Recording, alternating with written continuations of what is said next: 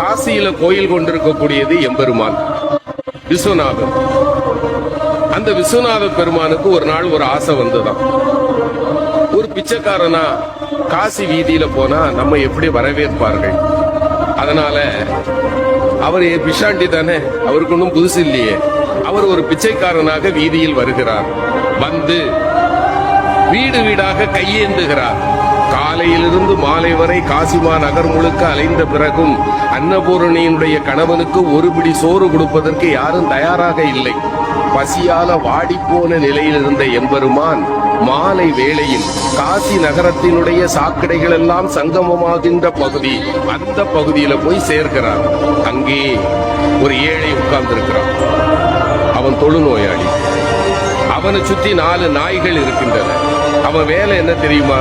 காலையிலிருந்து சாயங்காலம் வரைக்கும் எங்கெங்கெல்லாம் அலைய முடியுமோ அலைஞ்சு அவனுக்கு உணவை கொண்டு வருவான். 5 பங்கு வைப்பான். தன்னை சுற்றி இருக்கிற 4 நாய்களுக்கு 4 பங்கு, 5வது இவனுக்கு. அப்படி 4 நாய்களுக்கும் கொடுத்து விட்டு இவன் சாப்பிட போகும்போது சிவபெருமான் போய் கை நீட்டினான். பசிக்குதுப்பான்னா அவன் அப்படி ஏற இறங்க பார்த்தான். பாதியை கொடுத்துருக்கலாம்ல, முழு உணவையும் கொடுத்து சாப்பிடுன்னா இறைவன் ஆடி போயிட்டான். பெரிய பெரிய மாளிகையினுடைய வீடுகள்ல கூட எனக்கு ஒரு பிடி உணவு கிடைக்கல, இவன் மொத்த உணவே இவ்வளவுதான், இவங்கிட்ட நான் யாருன்னு சொல்லிடணும். அப்பா நான் யார் தெரியுமா? அந்த ஏழை சொன்னா, ரொம்ப தேவையா? பசிய பத்தி எனக்கு தையா தெரியும். நானாவது காலையிலிருந்து தான் சாப்பிடல, உன்னை பார்த்தா 3 நாளா சாப்பிடாத அசாமி மாதிரி தெரியுது. சாப்பிடு, உன் கதையை சொல்லு. இல்ல நான் சொல்லுவேன். உனக்கும் போக்கிடம் கிடையாது. யார பார்த்து? சிவபெருமான பார்த்து. உனக்கும் போக்கிடம் கிடையாது, எனக்கும் போக்கிடம் கிடையாது. இங்கதானே இருக்க போறோம், சாப்பிட்டுக்கிட்டு சொல்லுப்பா. இல்லையா, நான் சொல்லியே ஆகணும். அந்த ஏழை சிரித்து கொண்டே சொன்னார், என்ன பெருசா சொல்லிட போற? நீ யார்? அவ்வளவுதானே. நான் சொல்லவா? நீ பரம்பொருள். இங்கு கோயில் கொண்டிருக்கக்கூடிய காசி விஸ்வநாதன் நீ. சரிதானப்பான்னா இறைவன் ஆடி போயிட்டான்.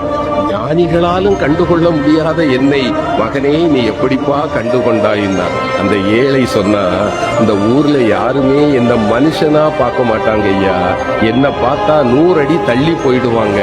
ஆனால் என்னைக்கு சமமாக அமர்ந்து அழுகி போன என் கையில் இருக்கிற உணவை கூட உண்பதற்கு ஒருவன் கையேந்துவான் என்றால் என் கருணை கடலே, உன்னை தவிர வேறு யாரால் ஐயா இது முடியும்? நீ என் முன்னே வந்து அமர்ந்த போதே நான் கண்டுகொண்டேன் நீ யார் என்று. எம்பெருமான் அவன் கையை பிடிச்சான். அவன் தொட்ட பிறகு மேனில ஒரு நோய் வருமா? அவன் கையை பிடித்து கொண்டு சொன்னான், மகனே ஏன் நான் உன்னை தேடி காட்சி கொடுக்க வந்தேன் தெரியுமா? 4 உயிர்களுக்கு நீ உணவு தருகிறாய் பார்த்தாயா? நீ உண்பதற்கு முன்னால் 4 உயிர்களுக்கு நீ உணவு தருகிறாய் பார்த்தாயா? உன்னை விட மிகச்சிறந்த கொடையாளி வேறு யாரும் இல்லை. இந்த கருணைக்காகத்தான் நான் உன் முன்பு வந்தேன். அவ்வளவுதான்.